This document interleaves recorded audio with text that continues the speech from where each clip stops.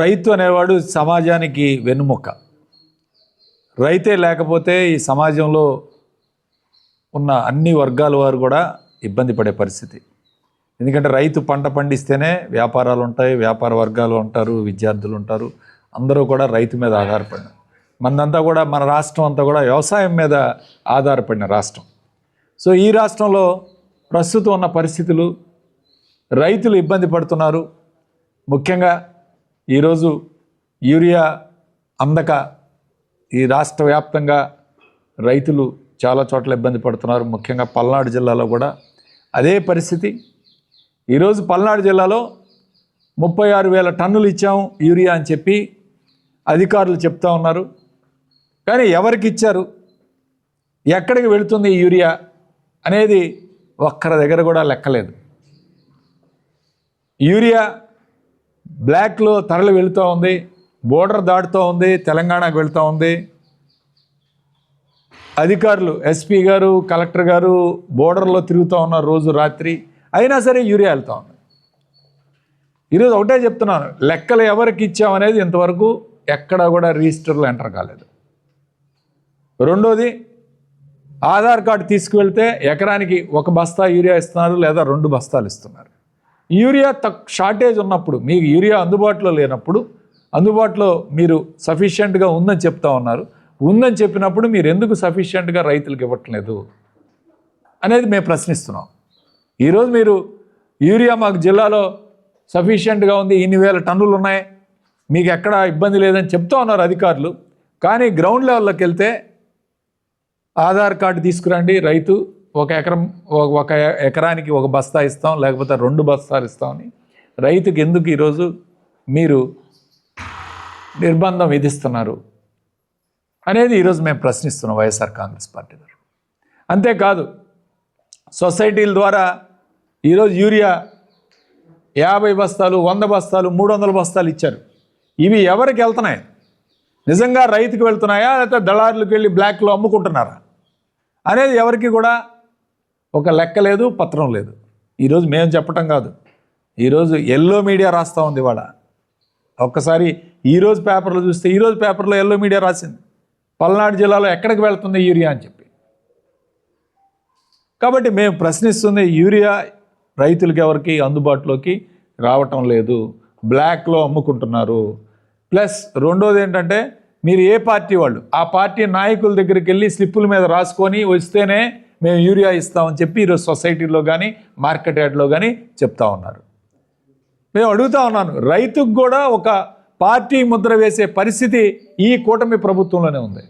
మరే ప్రభుత్వంలో కూడా రైతు ఏ పార్టీ వాడని ఎవరూ కూడా చూడాల. జగన్మోహన్ రెడ్డి గారు 5 సంవత్సరాల పరిపాలనలో ఏ పార్టీ అని చూడాల. ఇన్ఫ్యాక్ట్ ఇంకా నేను చెప్పాలంటే తెలుగుదేశం పార్టీ వాళ్ళకే ఎక్కువ న్యాయం జరిగింది, వాళ్ళే ఎక్కువ లబ్ధి పొందారు వ్యవసాయ మార్కెట్లో కానీ, రైతు భరోసా కేంద్రాల్లో కానీ.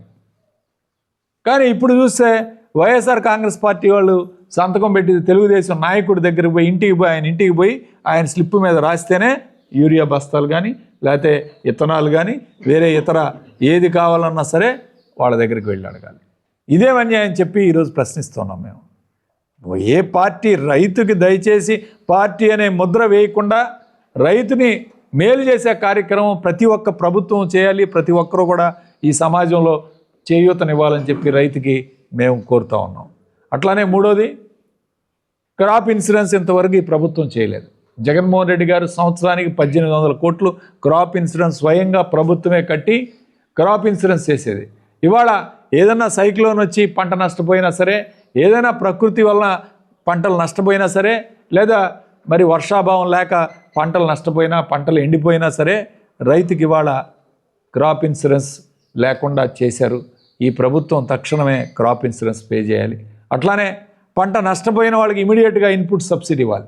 జగన్మోహన్ రెడ్డి గారి ప్రభుత్వ హయాంలో 60 రోజుల్లో వాల్యుయేషన్ చేసి ఇన్పుట్ సబ్సిడీ అందించాం రైతులకి.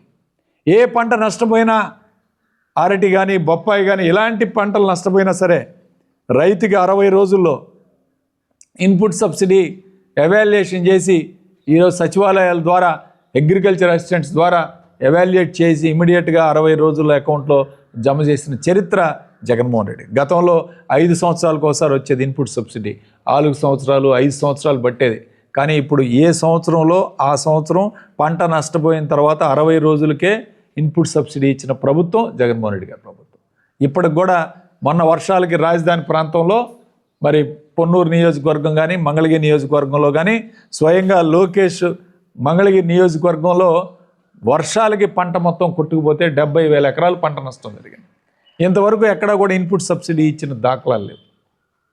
మేము డిమాండ్ చేస్తున్నాం ముఖ్యంగా ఇవి, ప్లస్ అగ్రికల్చర్ ఇంప్లాంట్స్ ఏదైతే ఉన్నాయో మార్కెట్ యార్డ్లో పరదాలు కానీ, అట్లానే తైవాన్ స్ప్రేయర్లు, డీజిల్ ఇంజన్లు, ట్రాక్టర్లు వీటన్నిటికీ రైతులకి అందజేయాలి. సీజన్ స్టార్ట్ అయిపోయింది ఆల్రెడీ.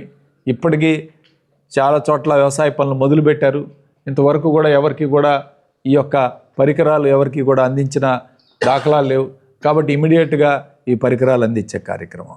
అట్లానే రైతు భరోసా నుంచి ఈరోజు సోదరుడు మురళీధర్ రెడ్డి చెప్పారు, సంవత్సరానికి కేంద్ర ప్రభుత్వం తోటి సంబంధం లేకుండా అన్నదాత సుఖీభవ 20,000 రూపాయలు ఇస్తామని చెప్పి చంద్రబాబు నాయుడు గారు, లోకేష్ గారు ఎన్నికల ముందు ప్రతి ఒక్క సభలో కూడా చెప్పడం జరిగింది.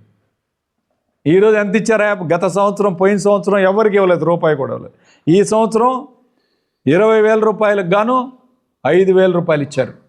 కేంద్ర ప్రభుత్వం 2,000 రూపాయలు, మొత్తం 7,000 రూపాయలు ఇచ్చారు. 5,000 రూపాయలు ఇచ్చి రైతులు పండగ చేసుకున్నారని చెప్పి వీళ్ళే ట్రాక్టర్లను పిలిపించి ట్రాక్టర్ ర్యాలీలు, వీళ్ళు పండగ వాతావరణం చూపించారు. రైతు ఎక్కడా కూడా సంతోషంగా లేడు.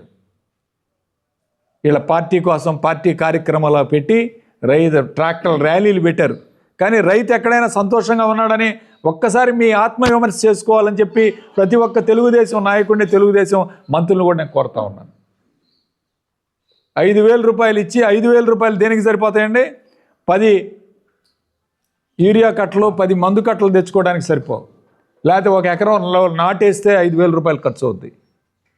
నాటుకు పోయేస్తే 5,000 రూపాయలు అయిపోద్ది, 8,000 రూపాయలు. మరి ఈ విధంగా ఉంటే మిగిలిన వ్యవసాయ ఖర్చుకంతా ఏ విధంగా పెట్టుకోవాలి?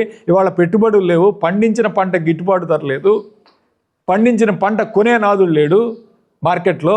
ఇవాళ బయట కనీసం వడ్డీలకు తెచ్చుకోవాలంటే రొటేషన్ లేక, వ్యాపారాల వర్గాలు డబ్బులు రొటేషన్ లేక మార్కెట్లో ఈరోజు ఎవరు కూడా డబ్బులు ఇచ్చే పరిస్థితి లేదు.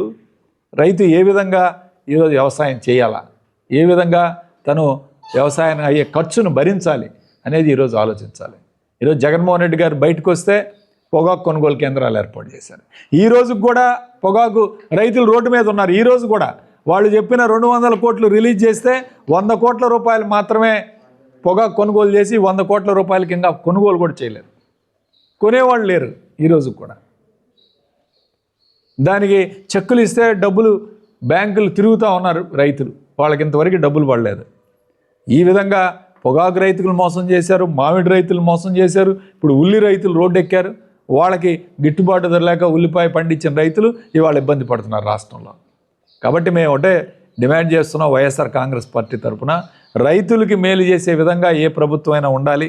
రైతు కన్నీళ్లు తుడిచే కార్యక్రమం చేయాలి, రైతుకి అండగా నిలబడాలి. ఖచ్చితంగా ఈ ప్రభుత్వం ఈరోజు కేవలం వాళ్ళు ఆ ఇండస్ట్రీ వస్తుంది, ఈ ఇండస్ట్రీ వస్తుంది, రోజు పూటకొక వార్త, క్వాంటమ్ వ్యాలీలు, హైడ్రోజన్ వ్యాలీలు తప్ప భూమి మీద రైతుల పరిస్థితి, పంట పొలాల్లో రైతులు ఏం చేస్తున్నారు, రైతుల కష్టాలు ఏమిటి అనేది చంద్రబాబు నాయుడుకి అవసరం లేదు. కొత్త హెలికాప్టర్లు కావాలి, కొత్త ఇల్లు కావాలి, ఇవన్నీ నిర్మాణం చేసుకోవాలి. కానీ రైతు పక్షాన నిలబడి రైతుకి ఏం కావాలో ఆలోచన చేసేవాళ్ళు ఒక్కరు కూడా లేరు. ఆ వ్యవసాయ శాఖ మంత్రి ఉండటానికి 6 అడుగులు 120 కేజీలు ఉంటాడు, కానీ ఎక్కడ కనపడ్డు వినపడ్డు. ఆయన ఎక్కడున్నాడో కూడా ఎవరికి తెలియదు. రైతుల కష్టాల్లో ఎప్పుడు కూడా ఆయన పాలు పంచుకునే పరిస్థితి కాదు. కాబట్టి మేము ఒకటే చెప్తా ఉన్నాం, ఖచ్చితంగా రైతుల పక్షాన వైఎస్ఆర్ కాంగ్రెస్ పార్టీ పోరాటం చేస్తుంది. రేపు 9వ తారీఖున అన్ని ఆర్డీఓ ఆఫీసుల దగ్గర కూడా రైతుల యొక్క కార్యక్రమం పెద్ద ఎత్తున చేసి రైతుల రిప్రజెంటేషన్ అనేది ఆర్డీఓలకు ఇచ్చి ఈ యొక్క కార్యక్రమాన్ని విజయవంతం చేయాలని పల్నాడు జిల్లా అన్ని వర్గాల వారికి పిలుపునిస్తా ఉన్నాం. ఈరోజు రైతులే కాదు, ఈ కార్యక్రమంలో అందరం కూడా రైతులకు మద్దతుగా నిలబడాలి. ఇవాళ ప్రతి ఒక్క అనుబంధ విభాగాలు కూడా అలానే జిల్లా కమిటీలు, ఏ నియోజకవర్గంలో ఆ నియోజకవర్గం జిల్లా కమిటీలు కానీ అనుబంధ విభాగాలు కానీ అట్లానే వివిధ పదవులు పొందిన వాళ్ళు అందరూ కూడా ఈ కార్యక్రమంలో హుషారుగా యాక్టివ్గా ప్రతి ఒక్కరూ కూడా పాల్గొనాల్సిందిగా విజ్ఞప్తి చేస్తూ సెలవు తీసుకుంటూ ఉన్నాం. 9వ తారీఖున జరిగే రైతు పోరు కార్యక్రమానికి మద్దతుగా ఈరోజు మన జిల్లా కార్యాలయంలో మన జిల్లా వర్కింగ్ ప్రెసిడెంట్ అయిన గోపిరెడ్డి శ్రీనివాసరెడ్డి గారి ఆధ్వర్యంలో పోస్టర్ కార్యక్రమానికి చేసిన నాయకులందరికీ ముందుగా నా కృతజ్ఞతలు. ఈరోజు రాష్ట్రంలో జగన్మోహన్ రెడ్డి గారు ఒక సమస్య మీద ఏలు పెట్టేదాకా కూడా ప్రభుత్వంలో చలనమే లేదు. గతంలో మనం చూసుకుంటే పొగాకు రైతుల కోసం జగన్మోహన్ రెడ్డి గారు ప్రకాశం జిల్లాలో దీక్ష పెడితే వెంటనే నిధులు మంజూరు చేసిన సంఘటన కూడా ఉంది. అలాగే జగన్మోహన్ రెడ్డి గారు మామిడి రైతుల గురించి చిత్తూరు జిల్లాలో ఒక దీక్ష చేస్తే దానికి కూడా ఆ రోజు ప్రభుత్వం చెల్లించింది. ఈరోజు జగన్మోహన్ రెడ్డి గారు వైఎస్ఆర్ పార్టీ చెల్లించింది ఏ కార్యక్రమం కూడా ఈ రాష్ట్రంలో జరగట్లేదు. దాన్ని దృష్టిలో పెట్టుకొని ఈరోజు యూరియా రైతులకి ఎంత ఇబ్బందిగా ఉంటే మా కారంపూడిలోనే ఒక లారీ యూరియాని పక్క రాష్ట్రానికి తరలించిన సంఘటనలు కూడా ఈ ప్రభుత్వం మనం చూస్తున్నాం. కానీ ఈ ప్రభుత్వ అధికారులు కేవలం దాన్ని తొక్కిపెట్టి 6A కేసు అనే చిన్న కేసును నమోదు చేసి దాన్ని కూడా పక్కదాన్ని పట్టించారు ఈ అధికారులు, రాజకీయ నాయకులు కలిసి. కాబట్టి జగన్మోహన్ రెడ్డి గారి పిలుపు మేరకు ఈ రాష్ట్ర యంత్రాంగాన్ని కదిలించడానికి రేపు 9వ తారీఖున వివిధ రెవెన్యూ డివిజన్లో జరిగే సమావేశాన్ని ప్రతి రైతు కూడా అన్ని పక్షాలను కలుపుకొని మనమందరూ కూడా విజయవంతం చేయాలని కోరుకుంటూ సెలవు తీసుకుంటున్నాను. నమస్కారం. మా నాయకుడు జగన్మోహన్ రెడ్డి గారు ఇచ్చిన పిలుపు మేరకు రైతులు ఎదుర్కొనే సమస్యలపైన రేపు 9వ తారీఖున ఆర్డీఓ ఆఫీసుల వద్ద భారీ ర్యాలీలు, శాంతియుత ర్యాలీలు జరగబోతూ ఉన్నాయి. దానికి సంబంధించి ఏర్పాట్ల గురించి, దానికి సంబంధించిన పోస్టర్ ఆవిష్కరణ గురించి పల్నాడు జిల్లా వర్కింగ్ ప్రెసిడెంట్ శ్రీ గోపిరెడ్డి శ్రీనివాసరెడ్డి గారి ఆధ్వర్యంలో ఈరోజు ప్రెస్ మీట్ ఏర్పాటు చేయడం జరిగింది.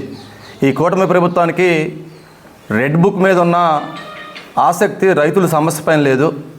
రైతులు ఎరువులు దొరక్క ఇబ్బంది పడతా ఉంటే ఎవరైనా ఫేక్ ప్రచారం చేస్తే బొక్కలేయండి అని ఆ రైతులను బెదిరించే దుస్థితికి ఈ కూటమి ప్రభుత్వం దిగజారింది. గతంలో రైతు భరోసా కింద 13,500 రూపాయల కాడికి 5 సంవత్సరాలు 63,500 రూపాయలు ఇచ్చి ఏ రోజు మా నాయకుడు పబ్లిసిటీ చేసుకోలేదు. కానీ ఈ కూటమి ప్రభుత్వం కేంద్ర సహకారం లేకుండా మేమే 20,000 రూపాయలు ఇస్తానని చెప్పి కనీసం మొదటి సంవత్సరం ₹1 ఇవ్వకపోగా రెండో సంవత్సరం 7,000 రూపాయలు, 5,000 రూపాయలు రాష్ట్ర ప్రభుత్వం, 2,000 రూపాయలు కేంద్ర ప్రభుత్వం ఇచ్చిన దాన్ని పెద్ద ఎత్తున ఇంకా ఏదో ఘనకార్యం సాధించామని ట్రాక్టర్ ర్యాలీ చేశారు. ఈ ప్రభుత్వానికి పని తక్కువ, పబ్లిసిటీ ఎక్కువ. ఏమాత్రం రైతుల మీద ప్రేమ లేదు. రైతుల మీద ప్రేమ ఉంటే మేము ఏర్పాటు చేసిన, మా నాయకుడు ఏర్పాటు చేసిన రైతు భరోసా కేంద్రాలు బలోపేతం చేయాలని, సబ్సిడీలపైన ఎరువులు అందించాలని. వాళ్ళ కూటమి ప్రభుత్వ నాయకుడేమో ఎరువులు సమృద్ధిగా ఉన్నాయంటాడు, గ్రౌండ్కి వస్తే రైతులేమో బ్లాక్ మార్కెట్లు కొనే పరిస్థితి. మరి సమృద్ధిగా ఉన్న ఎరువులు బ్లాక్ మార్కెట్లోకి తరలిస్తుంది ఎవరు? మరి ఆ తరలిచ్చావని పట్టుకోకపోవటం మీ అసమర్థతకి నిదర్శనం కదా. అదేవిధంగా ధరల స్థిరీకరణ లేదు, క్రాప్ ఇన్సూరెన్స్ లేదు. మా ప్రభుత్వంలో వరికి కానీ, మిర్చి కానీ, పొగాకు కానీ ప్రతి పంటకి మా అత్యున్నత ధర ఉంటే ఈ ప్రభుత్వంలో కనీసం మిర్చి రైతులు చూస్తే అన్న చెప్పినట్టు కన్నీళ్ళు వచ్చే పరిస్థితి. తేజ రకం 25,000, 27,000 రూపాయలు అమ్మే పరిస్థితి నుంచి 10,000 రూపాయలు అమ్మే పరిస్థితి దిగజారిపోయింది. ఇంకా వరి పండించే రైతుల గురించి చెప్పుకునే పరిస్థితే లేదు. ఈ ప్రభుత్వాన్ని ఒకటే హెచ్చరిస్తా ఉన్నాం. పెద్దలు చెప్తూ ఉంటారు, ఎద్దు ఏడ్చిన వ్యవసాయం, రైతు ఏడ్చిన రాజ్యం బాగుపడ్డట్టు చరిత్రలో లేదు. మీరు ఈ రైతు కన్నీరుని గనక ఎరువుల కోసం ఈరోజు క్యూ లైన్లో నిలబడి వృద్ధులైన రైతులు కన్నీరు పెడతా ఉన్నారు. మీరు కనుక తక్షణమే ఈ దాని మీద స్పందించి ఎరువులు కనుక సమృద్ధిగా అందించకపోతే ఈ రైతులు పెట్టే కన్నీరులో మీ ప్రభుత్వం కొట్టుకోకపోక తప్పదని హెచ్చరిస్తూ ఉన్నాం. అదేవిధంగా రేపు 9వ తారీఖు ఆర్డీఓ పరిధిలో అంటే నర్సాపేటకు సంబంధించి గోపిరెడ్డి గారి ఆధ్వర్యంలో చిలకలూరుపేట రైతులు, అదేవిధంగా వినకొండ రైతులు, నర్సాపేట రైతులు పెద్ద ఎత్తున వాళ్ళకు నర్సాపేటలో సత్తెనపల్లి ఆర్డీఓ దగ్గర పెదకూరపాడు ఎమ్మెల్యే గారు మాజీ ఎమ్మెల్యే గారు నంబూరు శంకరరావు గారు, సుధీర్ భార్గవ రెడ్డి గారి ఆధ్వర్యంలో పెదకూరపాడులో, అదేవిధంగా మాచర్ల మాజీ శాసనసభ్యులు పిన్నెల్లి రామకృష్ణారెడ్డి మరియు గురిజాల మాజీ శాసనసభ్యులు కాసు మహేష్ రెడ్డి గారి ఆధ్వర్యంలో గురిజాల్లో భారీ ఎత్తున రైతులు పాల్గొని ఈ కార్యక్రమాన్ని జయప్రదం చేసే విధంగా సహకరించాలని, అదేవిధంగా ప్రతి ఒక్కరు శాంతియుతంగా, ఎందుకంటే ఎట్లయినా ఈ కార్యక్రమాన్ని డైవర్ట్ చేయడానికి 1-2 చెదుమురు సంఘటనలు పెట్టుకుని డైవర్ట్ చేయాలని చూసి ఆలోచనలు ఉన్నారు కాబట్టి పార్టీ పెద్దలు సూచించిన మేరకు ప్రతి ఒక్కరు సమయంగా శాంతియుతంగా ఈ ర్యాలీని విజయవంతం చేయాలని కోరుకుంటూ ఉన్నాం. ప్రతి ఒక్కరు ప్రతి మండలం నుంచి ప్రతి ఊరు నుంచి రైతులు పెద్ద ఎత్తున పాల్గొవాలని అందరికీ పార్టీ తరఫున మా అందరి తరఫున రైతులు విజ్ఞప్తి చేస్తూ సెలవు తీసుకుంటాం.